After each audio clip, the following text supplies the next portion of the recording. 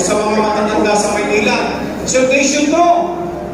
Why? They're part of it. I have to give credit to them. Hindi ko naman magagawa yun nang ako lang mag-isip. Kasama ko sila. So alam nila ang dahilan kung bakit ko parang ini-spoil yung mga matatanda. Alam niyo ba kung bakit ko kayo ini-spoil? Alam niyo ba kung bakit? Kasi konti na lang birthday.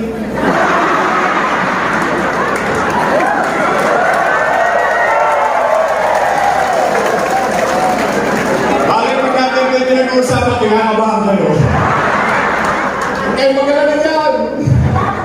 Una-una lang yan! But kidding aside, tama yung sinabi ni Chichi. Nung bata kami, malambot ang buto namin, matigas ang buto nyo, inalagaan nyo kami. Ngayon marurupok na buto nyo, matigas ang buto namin, kami naman na mag-alaga sa inyo. Katulad sa bahay, ito na lang eh, alam mo ikaw yung bata? Tapos pag nakikita mo yung matanda, mamingiti, nagigigil, natutuwa. Sa totoo lang, minsan, nasasaktan lang din ang kalooban natin sa mga anak natin eh. Ako, tatay din ako. Ginagawa nga tayong istante sa loob ng bahay. Dumaan, para kami hindi nag-i-exist. Buhay ka pa, mukha ka ng kaluluwa. Anak, nandito ako, good morning. Hindi mo ba? Pero ito yung gobyerno na gusto mong iparamdam sa lahat ng matanda na mahalaga pa siya, na pinagmamalasakitan pa siya, na may bilang pa siya sa lipunan. That's the reason behind the program. Parang namumutla kayo. Kumain na ba kayo? Ha? Di ba kayo makain? Taas ka kamay na hindi pa kumakain? Di ba kayo makain? Huwag kayo mag-alala, lilipas din yan.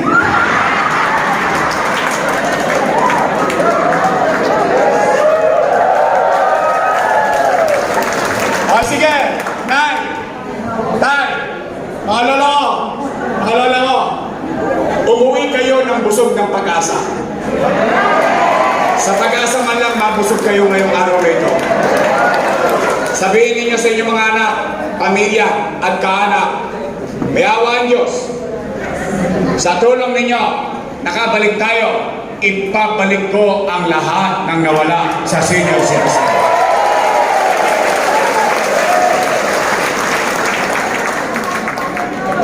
Tay, pangalawa, totoo ba na kapag magpapacheck up ka sa health center, kailangan naka-online schedule ka pa? Diba? Sosyal? Ano, Lourdes?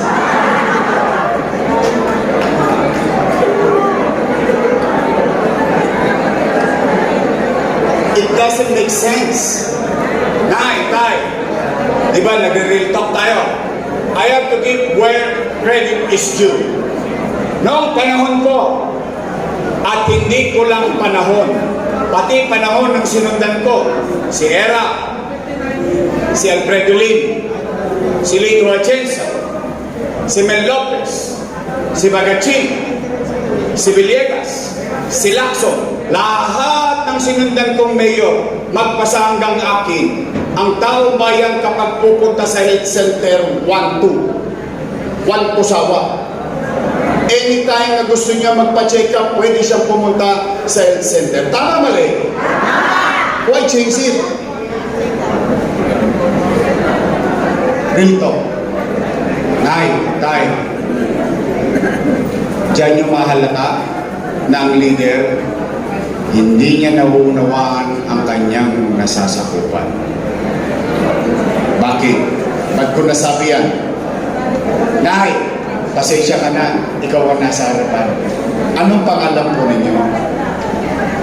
Nanay Helen. Sample lang to, Nanay Helen. Ha? Hindi to mangyayari sa inyo.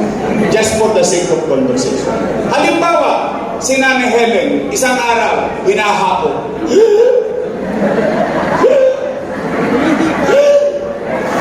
Apo, dalhin mo ako sa health center, magpapacheck up ako. Ano sagot ng apo? Tumigil ka, Lola, wala kang online.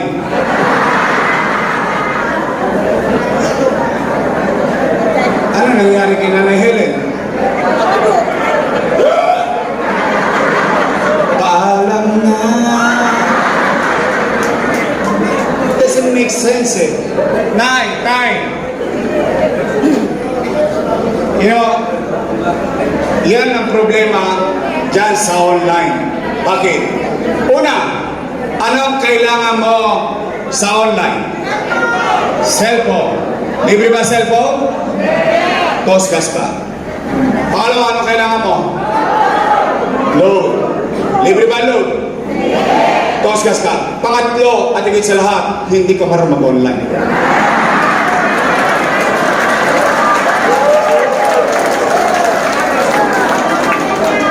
Ano ibig nila sabihin? Magpapabipi lang ako? Kailangan ko pa magpa-online?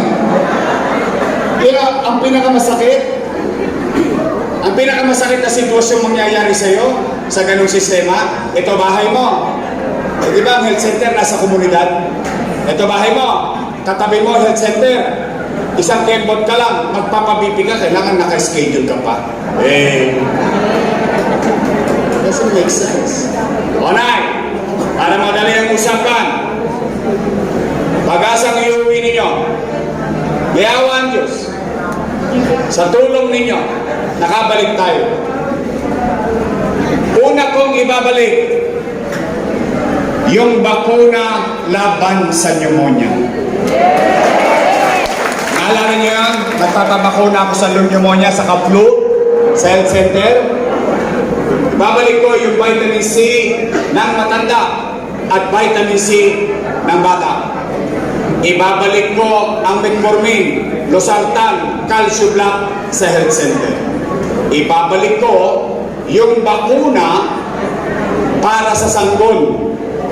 Dahil mukhang wala na rin bakuna para sa sanggol sa health center. At, Tay, ibabalik ko ang maayos, magaang na sistema ng health center sa Maynila.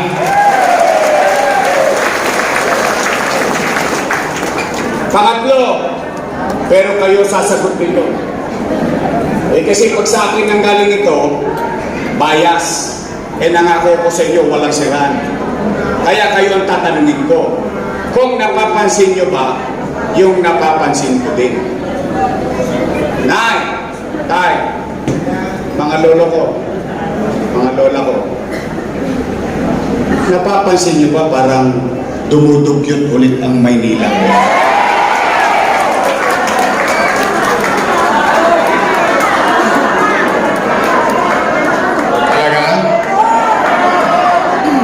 Napapansin nyo? Parang namamahulit ang Maynila. Parang ang dami na naman tulong dyan sa Maynila. You know, ang sinasabi ko nga, bakit kailangan palitan o baguhin? Hindi pa ako mayor. Tuwang-tuwa na ang taong bayan sa Lionel since 1992. Bakit? Dahil yung truck ng Lionel nakapapasok sa iskinita, sa looban, tama ang dating, tama ang oras, tama mali? Kaya nga natalo si Mayor Mel Lopez eh. Kayo nakakalam nito. High school ako nito eh. High school ako nito, 1992. Kaya nga natalo yung dating alkalde at ibinoto ng taong bayan si Alfredo Lim, dala ng issue ng basura sa Maynila. Ano nangyari? Itinatag, Lionel, nagustuhan ng taong bayan. Tumatakbo, ilang mayor na ang nagdaan. Sanay na, kabisado na nila, hakutin ang basura natin. Ano nangyayari sa atin ngayon?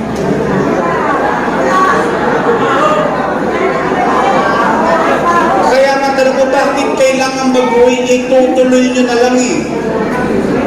Bumalik pa tayo sa dekada 80. Yung problema natin dekada 80, nararamdaman natin ngayon. Alam niyo ang problema ng sanidad? Ang sakit na dulot nito ay walang pipiling edad. Walang pipiling katayuan sa buhay. Lahat posibleng magkasakit sa tambak na basura. Tay, yan basura. Ngayon ito, lalabing-pito lang ang syudad ng Metro Manila. Tingnan nyo, pang ilan tayo? 17 out of 17. Tinalo pa tayo ng Pateros. Ang Pateros ay munisipyo. Ang tinda lang doon, balot, penoy at itlog. Pang-17, nasa laylayan. Ano nangyari? This is economic growth. Naalala niyo nung ginawa niyo kung mayor, we are number 16. Before I left, we became number 3 in Metro Manila. Kanino galing to? Sa akin? Hindi po. Ayan o. Philippine Statistics Authority. Kulilat. Kung dyan kulilat tayo, dito naman number 1 tayo. Sa krimen. We are now number 1 in crime index sa buong Southeast Asia. Not Philippines, but Manila. Tingnan niyo po, mga syudad yan sa Southeast Asia. Anong ibig sabihin ng numero na yan? Kaliwat kanan naman ang patayan, snatching, holduping, droga, krimen.